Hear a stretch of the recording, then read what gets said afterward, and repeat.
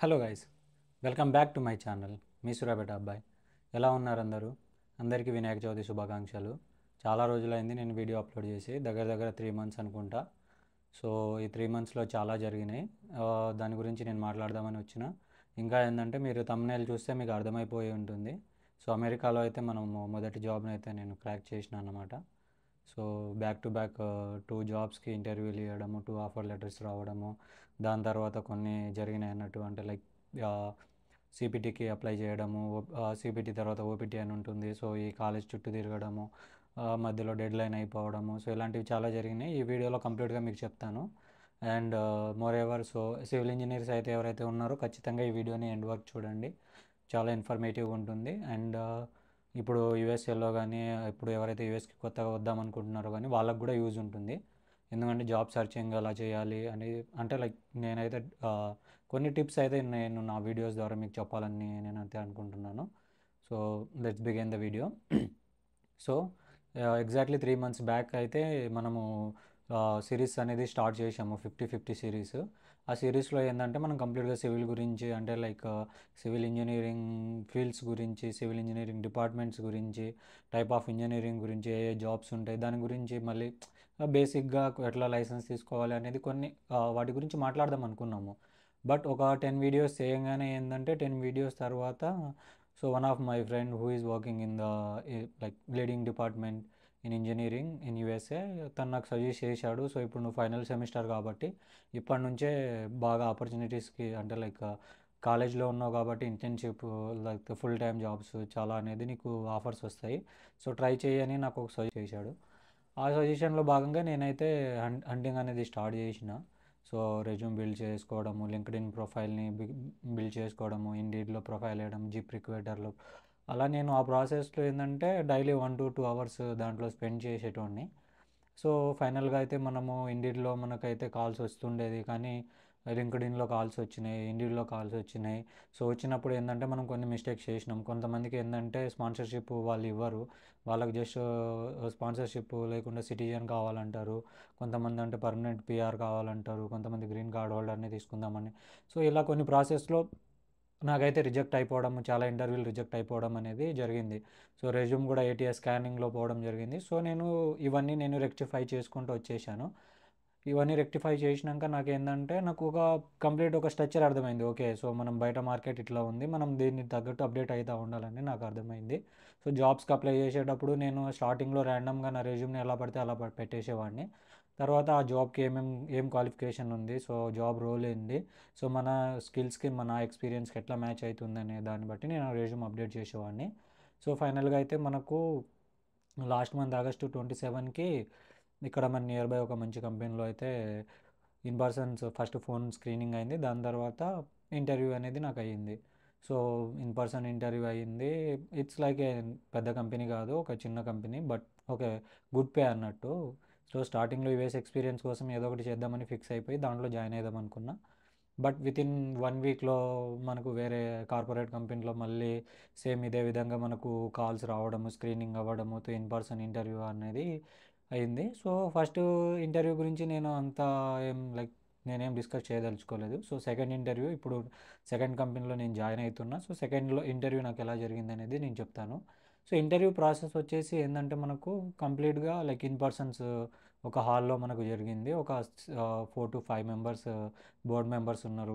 Vice president, project manager, తర్వాత project coordinator, తర్వాత senior technicians, వీళ్ళందరూ ఉన్నారు. సో వాళ్ళు వచ్చేసి మనకు 1 by 1 ఎక్స్పీరియన్స్ అడిగారు. సో నీ స్కిల్స్ ఏంటి, ఎక్స్పీరియన్స్ ఏంటి, ప్రీవియస్ ఎక్కడ వర్క్ చేసావు, సో ప్రజెంట్ వీసా ఏంటిది, సో ఇంకా గ్రాడ్యుయేషన్ ఎప్పుడైతుంది, ఎప్పటి నుంచి ఫుల్ టైం అవైలబుల్ ఉంటావు, సో ఒక వర్క్ ఇస్తే నువ్వు చేయగలవా, సో ప్రీవియస్ సర్టిఫికేషన్స్ ఏంటి, ఇవనేది ఒక దగ్గర దగ్గర ఒక 30 to 45 minutes అనేది నాకు ఒక ఇంటర్వ్యూ మొత్తం జరిగింది. సో మొత్తానికి ఇంటర్వ్యూ అయిపోయినాక నాకు ఫైనల్గా నువ్వు ఎంత ఎక్స్పెక్ట్ చేస్తున్నావు అనేది, పే గురించి అంటే శాలరీ గురించి వాళ్ళు అడగంగానే, సో మనం ప్రీవియస్గా నేను చేసిన మిస్టేక్స్ ఏంటంటే, నన్ను ఎప్పుడైతే శాలరీ అడుగుతారో నేను ర్యాండమ్గా ఒక $90K, $70K, $60K, సో ఇలా నేను ఒక ఫిగర్ని నేను చెప్పేటోడిని అన్నట్టు. సో అలా చెప్పిన ప్రతిసారి నేను ఫైనల్ రౌండ్ దాకా రావడము, నన్ను రిజెక్ట్ చేయడం అనేది జరిగింది. సో ఈ ప్రాసెస్లో ఏంటంటే సో నేను రెక్టిఫై చేసుకోవాలని చెప్పేసి నేనేమన్నా అంటే సో ప్రజెంట్ అయితే నేను నా గ్రాడ్యుయేషన్ అయ్యేదాకా అయితే నేను ఎటువంటి శాలరీ ఎక్స్పెక్టేషన్స్ అయితే నాకు లేవు. మీరు ఏదైతే ప్రొవైడ్ చేస్తారో నేను దాంతో హ్యాపీగానే నేను తీసుకుంటాను. ఇప్పుడు ఎందుకంటే నేను నా స్కిల్స్ ఎన్హాన్స్ చేసుకొని నేను యూఎస్ ఎక్స్పీరియన్స్ గెయిన్ చేసుకొని మీతోటి లాంగ్ టర్మ్లో వర్క్ చేయాలని చెప్పేసి అన్నట్టు నేను వాళ్ళతోటి ఫైనల్గా డిస్కషన్ చేశాను. సో వాళ్ళు సో ఫైనల్లీ వాళ్ళు నాకు అక్కడే నువ్వు గుడ్ ఫిట్ ఉన్నావు ఈ రోల్కి. సో రోల్ వచ్చేసి ఏంటంటే క్యాట్ టెక్నీషియన్స్ అన్నమాట. సో ప్రజెంట్ అయితే క్యాట్ టెక్నీషియన్స్ ఇచ్చారు. ఫస్ట్ కంపెనీలో అయితే డిజైనర్ ఇచ్చాడు, అంటే డ్రాఫ్ట్స్మెన్ డిజైనర్ ఇచ్చాడు క్యాట్ టెక్నీషియన్గా.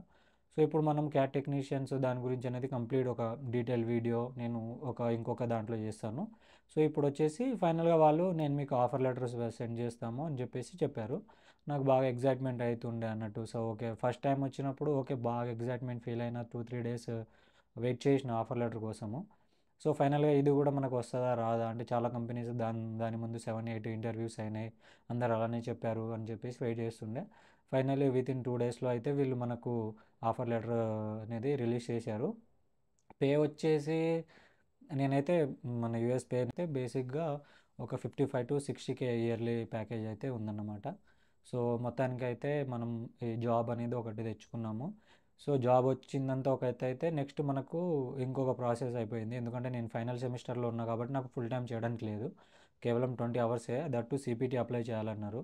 సో సిపిటీ వచ్చేసి నేను ఎలా ప్రాసెస్ చేశాను, సిపిటీ ఎలా అప్రూవల్ తెచ్చుకున్నాను, నెక్స్ట్ ఓపీటీకి ఎలా అప్లై చేసుకుంటున్నాను అనేది నేను కంప్లీట్గా ఇంకొక వీడియోలో చెప్తాను. సో జాబ్ హంట్స్ ఎవరైతే నేను సివిల్ ఇంజనీర్కి ఏం చెప్తున్నా అంటే ఎవరైతే జాబ్స్ కోసం చూస్తున్నారో లైక్ ఇండియాలో గ్రాడ్యుయేట్ చూస్తున్నారో సో మీరు ఎవరైతే మీరు డిజైన్ సైడ్ ఇంట్రెస్ట్ ఉందో మీరైతే ఖచ్చితంగా ఆటో క్యాడ్ అనేది బేసిక్గా నేర్చుకోండి. సో మీరు రియల్ టైం ప్రాజెక్ట్ చేసినప్పుడు ఒక్కొక్కటి అలా అలా మీకు ఎక్స్పీరియన్స్ వచ్చేసి మీకు ఫ్యూచర్లో దాంట్లో గ్రోత్ అనేది ఉంటుంది. సో ఎందుకంటే నేను జస్ట్ ఒక ఆటో క్యాడ్ అనేది ఒక క్యాడ్ డిజైన్ కోర్సు అంటే నేనేందంటే ఆటో క్యాడ్ అనేది ఒక బెంగళూరులో ఒక చిన్న ఇన్స్టిట్యూట్లో ఒక 7,000 అట్లా పెట్టి నేర్చుకున్నాను. దాని తర్వాత నేను ఫ్రీలాన్సింగ్ చేశాను, నా ఓన్ కంపెనీ పెట్టుకున్నాను. తర్వాత ఒక 6-7 మంత్స్ వేరే బిల్డర్ దగ్గర, కాంట్రాక్టర్ దగ్గర ఇలా నేను డిజైన్ చేసుకుంటా, సైట్లో చేసుకుంటా ఇవన్నీ నేను చేసుకుంటూ వచ్చాను కాబట్టి టుడే ఏంటంటే కాబట్టి సో ఆ స్కిల్స్ అన్నీ నాకు ఇప్పుడు యూజ్ అయినాయి. సో ఆ స్కిల్ యూజ్ చేసే మనము ఈ జాబ్ని క్రాక్ చేసిన అని చెప్పొచ్చు. సో ఇంకోటి మోర్ ఎవర్ ఏంటంటే సో బిఫోర్ వచ్చే ముందు అయితే మీరు యూఎస్ వచ్చే ముందు కానీ ఇక్కడ ఉన్నప్పుడు కానీ సో స్కిల్స్ మీద బాగా కాన్సన్ట్రేట్ చేయండి. ముందు నేను కూడా గ్రాడ్యుయేషన్ అయిపోయాక చూద్దాం అనుకునేటోడిని. సో ఈ 3 మంత్స్ గ్యాప్లో నేను ఏంటంటే ఆల్టర్నేట్గా నేను రిలేటెడ్ కోర్సెస్ కూడా నేర్చుకున్నాను. సో నాకు రాంది ఏదైతే సివిల్ 3D నేర్చుకున్నాను, ఆటో క్యాడ్ని నేను ఇంకా ఎన్హాన్స్ చేసుకున్నాను. ఇప్పుడు ఏఐ కూడా వచ్చింది కదా ఆటో క్యాడ్లో. సో ఇవన్నీ నేను ఎన్హాన్స్ చేసుకున్నాను కాబట్టి నేను ఈ జాబ్ని నేను క్రాక్ చేసిన అనుకుంటున్నాను. సో మీరు కూడా సో లైక్ జాబ్ని ఎట్లయినా అప్లై చేస్తున్నప్పుడు మీకు ఏమైనా డౌట్లు ఉన్నా సివిల్ గురించి ఏ కోర్స్ నేర్చుకోవాలి, ఏ జాబ్కి ఎలా చేయాలనుకుని ఏమైనా డౌట్లు ఉన్నా కూడా మీరు కింద కామెంట్ చేయండి. సో నేనైతే మీకు డైరెక్ట్ రెస్పాన్స్ ఇస్తాను. లేకుంటేనేమో నేను డిస్క్రిప్షన్లో నా మెయిల్ ఐడి ఇస్తాను, మీరు డైరెక్ట్ నా మెయిల్ ఐడికి మెసేజ్ చేస్తే నేను మీకు కంప్లీట్గా మీకు అంటే నెక్స్ట్ ప్రాసెస్ గురించి మీకు ఏమైనా డౌట్లు ఉన్నా సో అవి కూడా నేను కంప్లీట్గా చెప్తాను. సో నెక్స్ట్ వీడియోలో ఏంటంటే జాయినింగ్ డేట్ ఏంది, నేను సిపిటీ ఎలా తెచ్చుకున్నాను, జాయినింగ్ డేట్ ఎప్పుడు, ఓరియంటేషన్ ఏంది, I-94 ఫామ్ ఏంది, సో అవన్నీ నేను కంప్లీట్గా ఒక డీటెయిల్గా చెప్తాను. సో నా ఛానల్ని అయితే సబ్స్క్రైబ్ చేసి నన్నైతే సపోర్ట్ చేయండి. సో ఇలాంటి మంచి మంచి వీడియోస్ తోటి, కంటెంట్ ఉన్న వీడియోస్ తోటి, వ్లాగింగ్ తోటి, ఫన్నీ వీడియోస్ తోటి, మంచి మంచి వీడియోతో అయితే మీ ముందుకు వచ్చేస్తాను. So please share, subscribe my channel. Thank you.